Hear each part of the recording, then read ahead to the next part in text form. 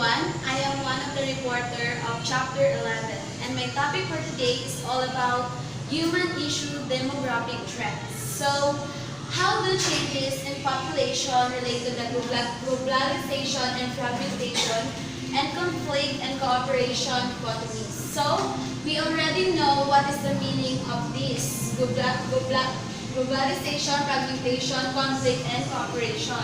So now, demographic means relating to the study of changes that occur in large groups of people over a period of time. Many developing states, for example, face a youth bulge, defined as large cohort in the ages of 15 to 24 relative to the total adult population. The issue for this cohort of young people is whether they can find jobs in their own countries. As the wealthier states in the world experience greater benefits of economic globalization relative to developing states, people living in the poorer states will seek those same benefits. Thus, the pull factor for people to migrate to wealthier states in search of a job and a better life. So, the best example for this issue is those OFW or overseas Filipino workers that work in another country like America, Qatar, and etc. Because of lack of money and poverty, they need to find a better job for a better life. Then, in the case of fragmentation, concerns arise as to whether this youth bulge leads to internal conflict, a security issue. A recent study found that youth bulges in the context of continued high fertility and high dependency make countries increasingly likely to experience armed conflict, while countries that are well underway in their demographic transitions are likely to experience a peace dividend. Those fragmentation of societies is a possibility if younger people are not able to find employment and obtain an education and have no means to migrate. In thinking of cooperation and conflict, we can look at refugees. So refugees means someone was being forced to leave a country because of war or for religious or political reasons. Civil was can lead to the push factor in which people are compelled to flee from their homes as internally displaced people within their own country or as refugees flee into neighboring states to avoid the fighting. So, other countries need to leave their place and they go to another country to avoid fighting. The United Nations High Commissioner for Refugees or UNHCR estimated that by the end of 2004, approximately 200,000 people fled to Chad and 6 million were displaced from their homes within Darfur. So, the best example for that is the ongoing conflict in Darfur. Sudan illustrates this dynamic clearly. Fighting between the government and rebels that erupted in 2003 led hundreds of thousands of people to flee their homes to other parts of the country in neighboring Chad. So, UNHCR, also known as the United Nations Refugee Agency, is mandated by the United Nations to lead and coordinate international action for the worldwide protection of refugees and the resolution of refugee problems. So, this organization is responsible to maintain the peace in the states of the country. As an impartial intergovernmental organization, the agency works in partnership with government, regional organizations, international, and non-governmental organizations. In January 24, the first camp opened, and by September, 10 were created. In this campus, UNHCR built small villages to include family shelters, clinics, wells, schools, and so forth. Next, population growth and decline. Impact of youth bulges in aging populations. So, between 1950 and 1955, approximately 98 million people were born per year. So, imagine 98 million people. Between 2000 and 2010, approximately 136 million people will have been born annually. The rapid growth of the world's population is the root cause of many global problems. According to the U.S. Bureau of the Census, from the dawn of mankind to the turn of the 19th century, world population grew to a total of 1 billion people. So by 1900, the beginning of the 20th century, the world population reached 1.7 million. By the end of the 20th century, the world population was nearly 3 times the size in 1900s at 6 billion people. By 2050, the 2009 world population of 6.8 billion people is projected to increase to more than 9 billion, with 96% of the projected growth occurring in the developing states, namely in Africa, Asia, and Latin America. Why is the world's population increasing so fast? The phenomenon of demographic transition accompanies technological and economic development. Once a population gains access to rudimentary sanitation and medical services, the fertility or birth rate quickly overtakes the mortality death rate. Life expectancy increases and the size of the population begins to increase steadily. So, fertility is greater than mortality. That's why the world population increasing so fast. Importantly, as states become wealthier, life expectancy increases, and women become educated and enter the workforce. Women have fewer children and invest more in each one. The result of a lower fertility rate is an aging population. Consequently, the demographic trend in developed countries is generally altered in stable, slowly growing or declining populations. In the less developed countries of Asia, Africa, and Latin America, by contrast, medical advances such as vaccinations have reduced death rates, but families often large and birth rates remain high, mainly because children are needed to provide labor and income for the family. As a result, the populations of many of these states remain younger and faster growing. According to a recent population reference Bureau article, the fastest growth in youth population will be in places that are the least prepared economically, like Iraq, the Palestinian territory, and Yemen. Urbanization and megacities.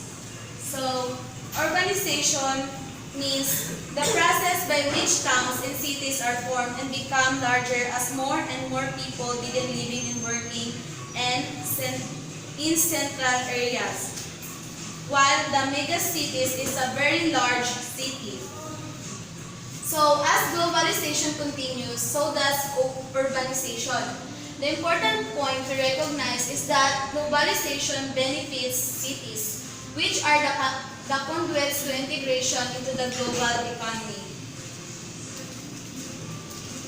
As people migrate to the cities for jobs, so to do investment opportunities and other economic activity. So according to the UN Population Fund in 2008, more than half of the world's population live in urban areas.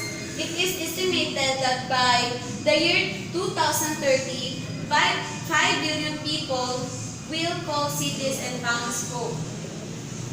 With urbanization comes the emergence of megacities. Urbanization comes the emergence of megacities. Cities with more than 10 million people such as Mumbai, Tokyo, Mexico City, Sao Paulo, Paulo, New York, and Shanghai.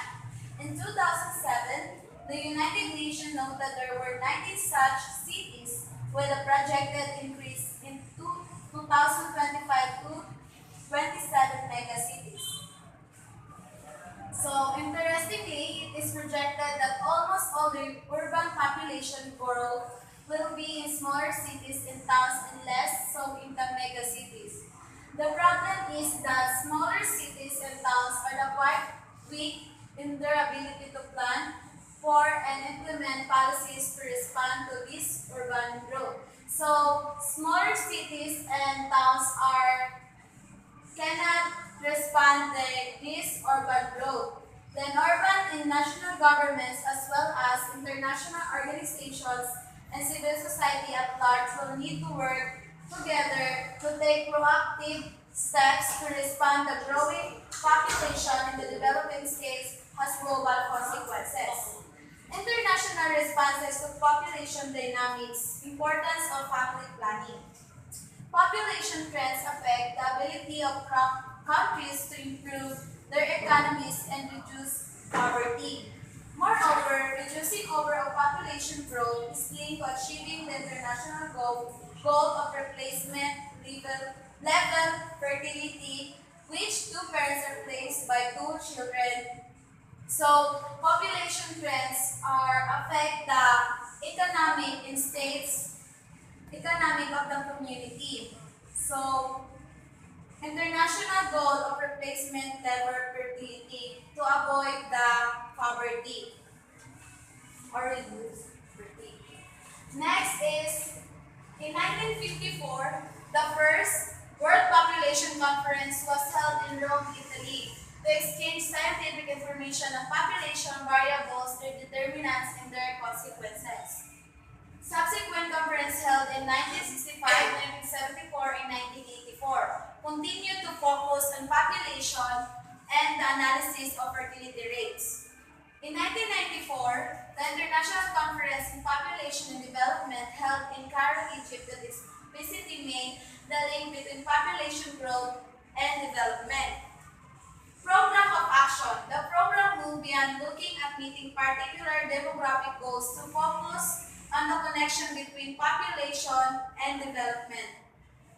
This program called for universal access to family planning by 2015 education and for girls and so forth. Contraceptive. Use clearly is not the only factor in fertility. Improving educational and economic opportunities for women also tends to lower birth rates and contributes to economic development. So contraceptive is not only the way to prevent the increasing growth of population. Educational can help women to control to help lower birth rates and contributes to economic development. Turaya Ahmed Obaid, the Executive Director of UNFPA, stated at the 2005 World Summit. In 1995, 30% of the money contributed by donor states went toward reproductive health supplies, but decades later, the amount decreased to 20%. In 2009, the top 10 donors were the Netherlands, Sweden, Norway, United States, Denmark, United Kingdom, Japan, Finland, Germany, and Spain. Countries in Latin America, the Caribbean, and Africa also pledged contributions. So in 2010, many donors were unable to maintain the previous contributions. So as you can see, the contribution or the donor by any countries are decreasing. Yet the challenge remains as the cost of these services and demand continue to rise. UNFPA and other organizations need to continue to obtain funding sources. So they will continue to find funding for the projects of lower birth rates. And that's all. Thank you. Everyone, I am here in front of you to report about the abortion debate. According to UNFPA, or the United Nations Population Fund, Over 500,000 women die needlessly every year as a result of complications and due to pregnancy and childbirth. Most of these women live in developing countries.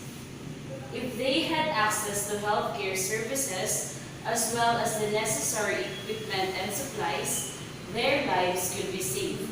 In terms of maternal death rates, in North America, a woman's risk is 1 in 2,566, compared to a woman in sub-Saharan Africa, where the risk is 1 in 16.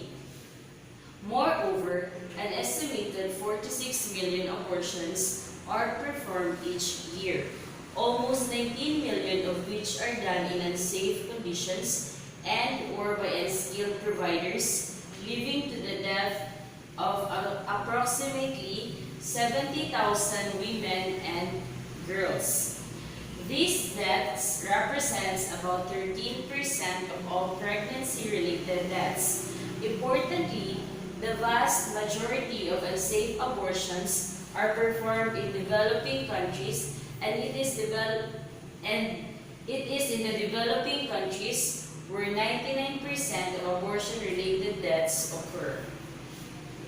Religious objection to contraception restricts or prohibits the use of birth control in many countries, particularly those where the majority of the population is Roman Catholic and Muslims. The most controversial aspect of family planning programs, however, is abortion. At one extreme are China's family planning laws, by which the government officials pressure or compel many women to have abortions to restrict couples to a single child. Most countries permit abortions to save the life of the mother, but there are some that do not, such as Chile and El Salvador, where abortions are prohibited. No exemptions are made for the life of the mother. Overall, developing states place more restriction on access to abortion than the developed ones. 67% of the developed states permit abortion on request, whereas only 16% of developing states do. Of the world's population of women, 14% live in states in which their abortion laws are very restrictive. These states are found for the most part in the developing countries. Migration. So, when you hear the word migration, what comes in your mind?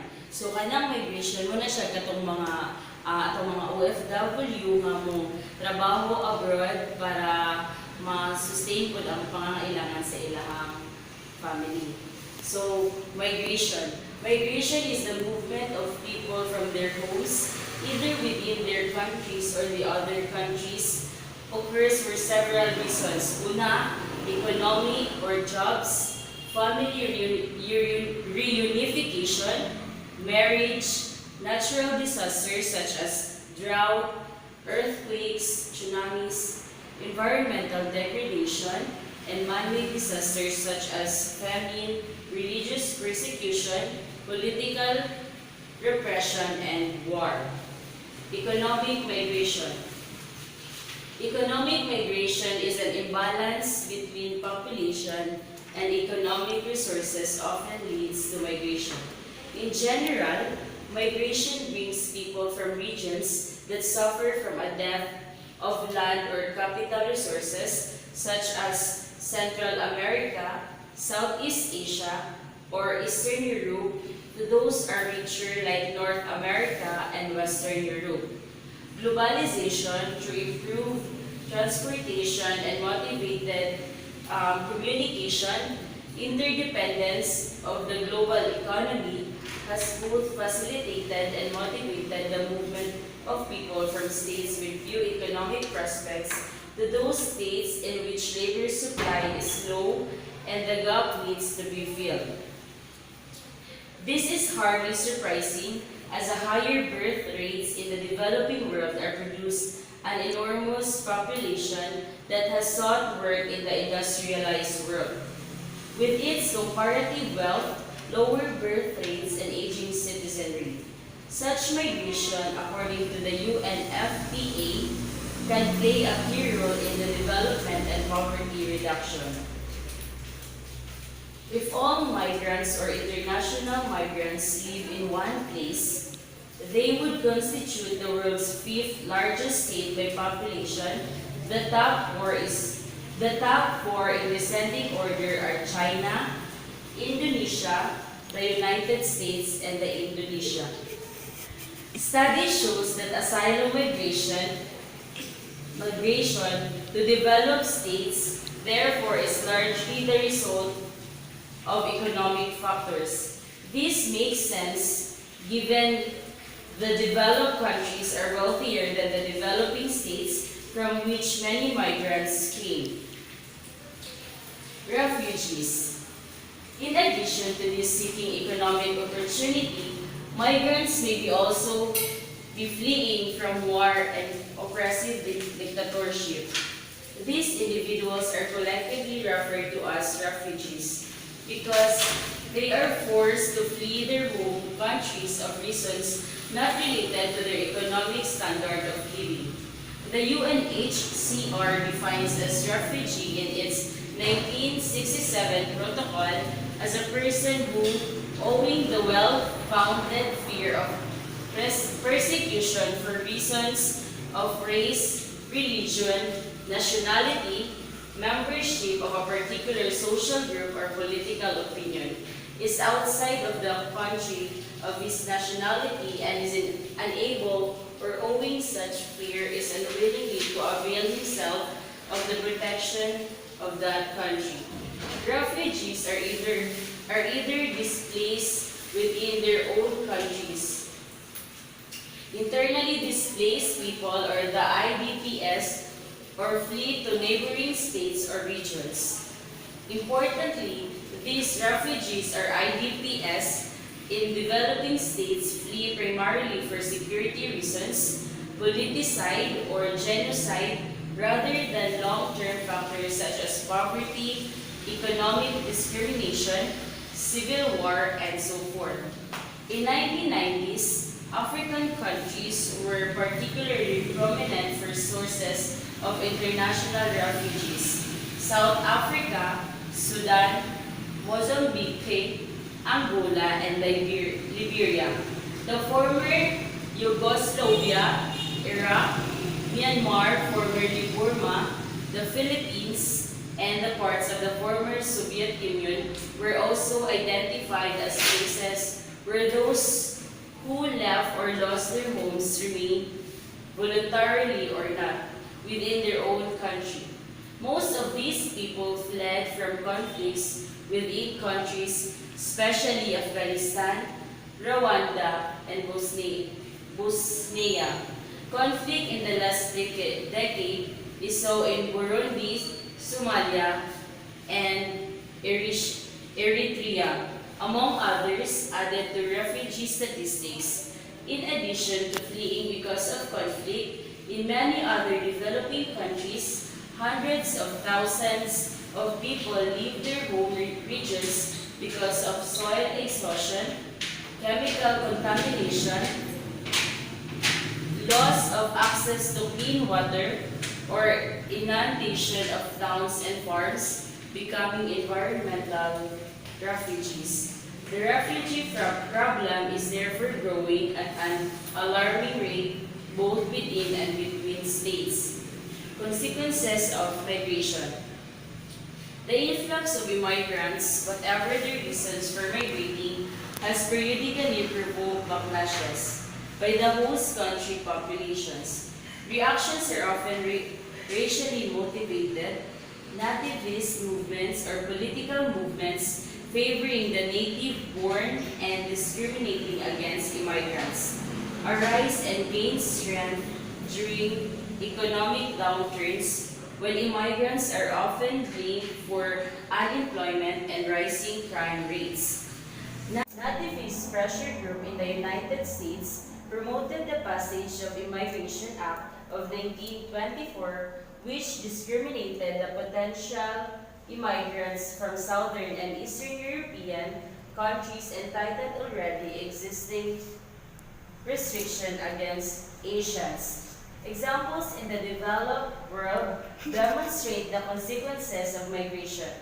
Even though the EU states face the challenges of aging population and the dwindling domestic workplace, and thus need immigrants, they are concerned about the influx of migrants both from new EU members, states of Central and Eastern Europe, and from beyond Europe's borders. U.S. citizens' tolerance of economic migrants is cyclical. In weak economies, Americans begin to fear that immigrants are taking jobs away from the U.S. citizens. Nativists claim that new immigrants consume government services such as Medicare and welfare in excess of what they contribute in taxes, but these contentions are hotly disputed. Anti-immigrant sentiment contributed to the passage of ban on welfare payments and Medicaid, low-income health insurance, coverage of immigrants in 1996, but these benefits were restored in 1997. The international solutions to problems of migration. Several international organizations have attempted to address the issue and problems surrounding economic migration. For instance, International Convention approved the UN's General Assembly in 1990 seeks to protect the human rights of migrant workers. The convention recognizes that migration results in the scattering of the family, illegal, often secret movements, trafficking in human cargo such as smuggling of Mexican and Chinese people into the United States for the exorbitant fees, and the exploitative employment of undocumented workers. More important, it also codifies a series of rights to which migrants and their families are entitled. Countries such as Morocco and Mexico, both of which have many citizens who work abroad, have supported the convention, whereas many richer countries such as Oman, Japan, and Australia, worried about an influx of economic migrants, expressed reservations about adopting it. With Guatemala's ratification of the United Nations Conventions on the Protection of Rights of All Migrant Workers and members of their family in March 2003, the treaty entered into force in July 2003. And that would be all. Thank you. Good morning to each and everyone. We will tackle today about human trafficking, the global health picture, responses to global health problems, and lastly, the avian flu. We'll tackle first about the human trafficking.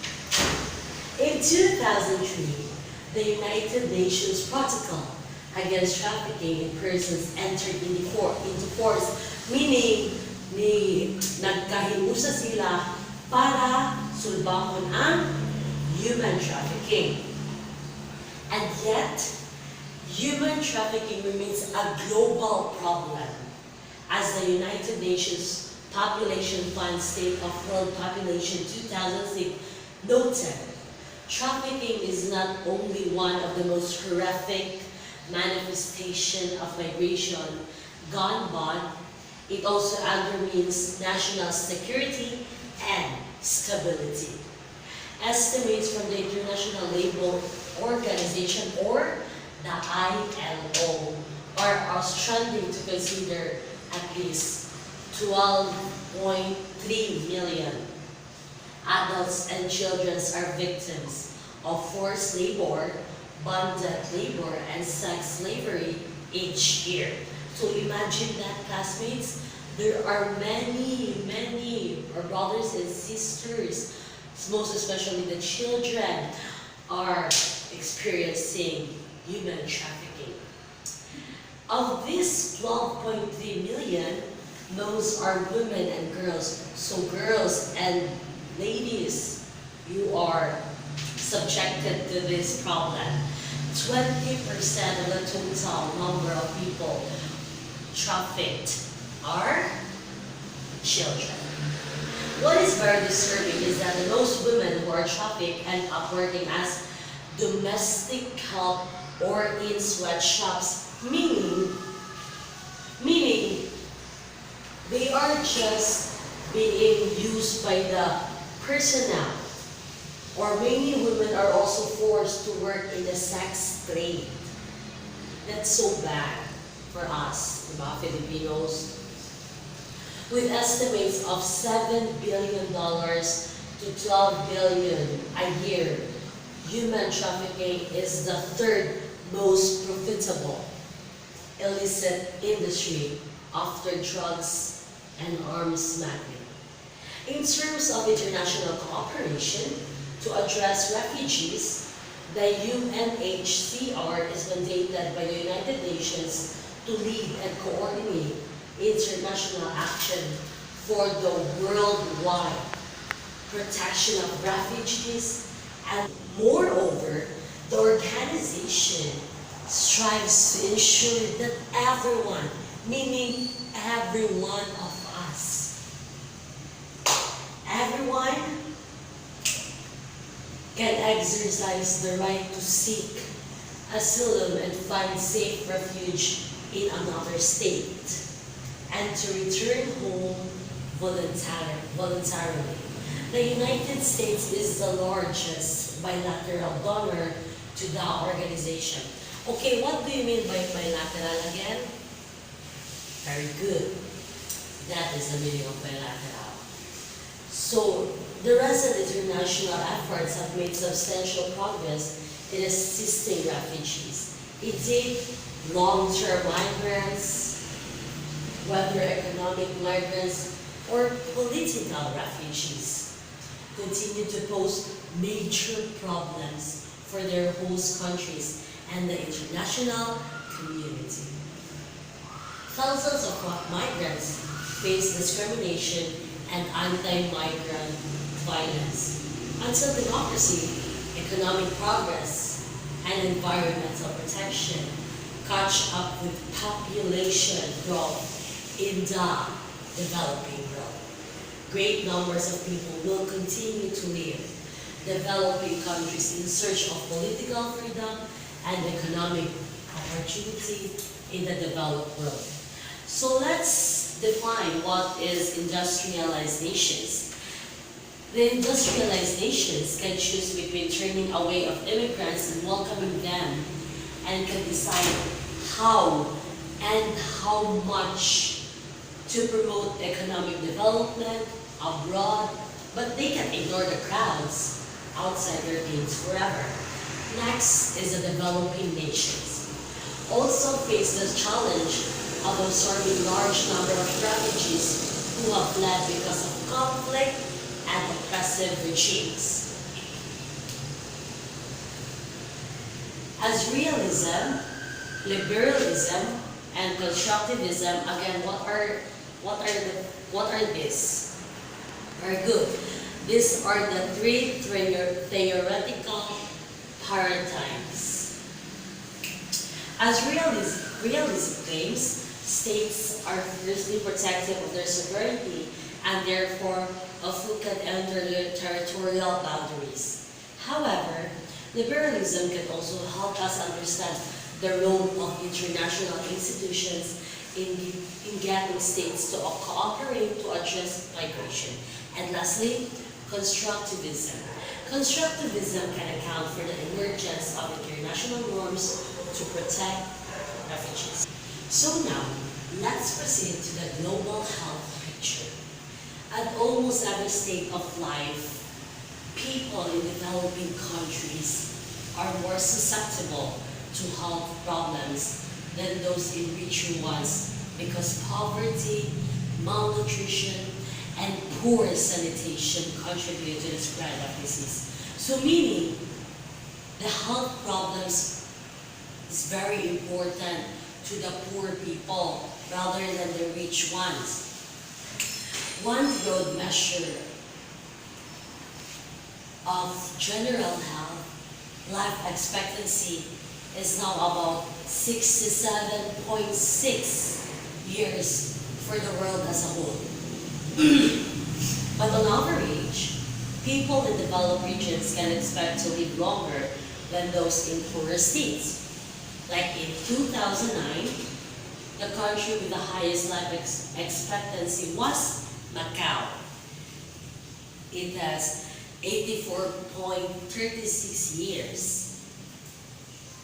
And while Angola had the lowest life expectancy and has 38.2 years.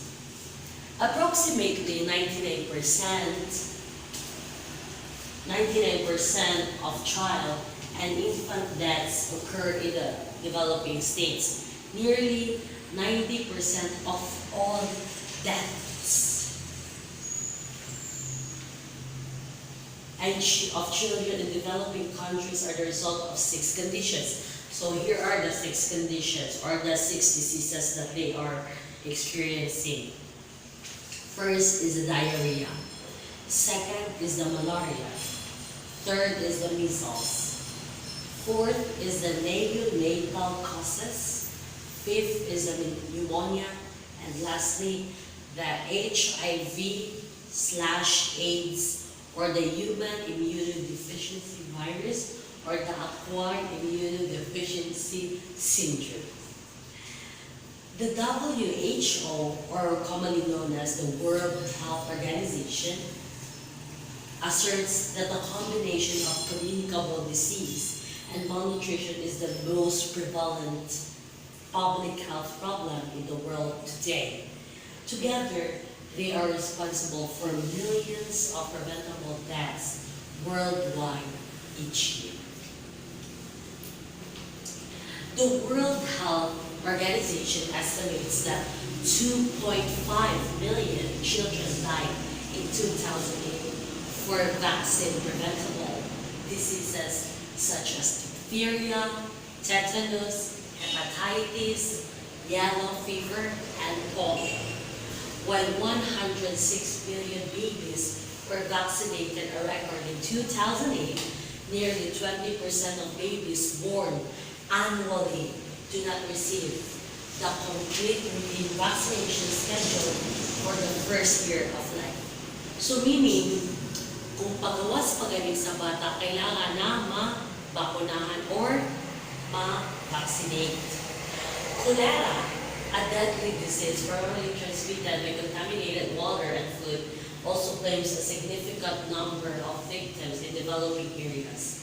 Other neglected tropical diseases or the NTD, such as leprosy and schistosomiasis, affect 1 billion people in the world. Acquired immune deficiency syndrome, or known as AIDS, is one of the world's most serious problems, caused by the human immunodeficiency virus or the HIV. It is actually a complex interaction between impairment of the immune system and opportunistic infections such as pneumonia, tuberculosis, syphilis, and other conditions. It is transmitted through blood and sexual contact. And from pregnant women to the fetuses they carry. Approximately 2 million people died from HIV and AIDS in 2008. Let's move on to the responses to global health problems. Most responses on international problems depend on individual reactions of single states, many of which are constrained by domestic financial considerations. Global health problems are no exceptions. AIDS is only one of the most recent of many deadly diseases to which the world community has tried to formulate a unified response. The ways in which the international community has dealt with these problems, ranging from immunization to attempts at eradication, illustrate the difficulties in securing international cooperation even on the deadliest issues. My last topic is all about the avian flu, Or, yes, you, Hazel, if you can hear the word avian, what will come first into your mind? Okay, very good. When we first hear the word avian, it's all about the birds. But there is a flu, so meaning a virus, a disease that comes from the bird. An outbreak of avian influenza in the world began in Southeast Asia, so meaning gagikan man sa Southeast Asia, in mid-2003. According to the World Health Organization, this outbreak is considered to be the largest and most severe on record. Never before in the history of disease have so many countries been simultaneously affected, resulting in the loss of so many birds. At present, humans have become infected by contact with birds in several countries, including Cambodia, Hong Kong, Indonesia, Thailand, and Vietnam. So meaning, if you have your contact, you are infected by the contact of the birds, you are already affected with the avian flu. The problem is that once the human-to-human threat or transmission of the virus becomes efficient and sustained, the threat of the pandemic is quite real. It is real. Also, the vaccines are manufactured annually for seasonal influenza. At present, there is no effective vaccine available for pandemic. So meaning, wala dyan kanang available na vaccine or bakuna para ani nga disease or flu. As president of a country in the Southeast Asian region, because diba gasugod man sa Southeast Asia ang avian flu. You have been informed by your health ministry that an outbreak of the disease has been discovered in a small village. So, ga-start na siya sa gamay nga village. No humans have distracted and contracted the disease as of yet. You recognize the threat of this infectious disease to your domestic poultry as well as your citizens. You also are aware that the possibility of a larger pandemic exists. In addition, you must take into account the effect on your country's tourist industry, which is a major part of your economy, should the outbreak become public. Hong Kong experienced a severe drop in tourism as a result of its bird flu outbreak. And that's the end of the report. Once again, good morning and thank you.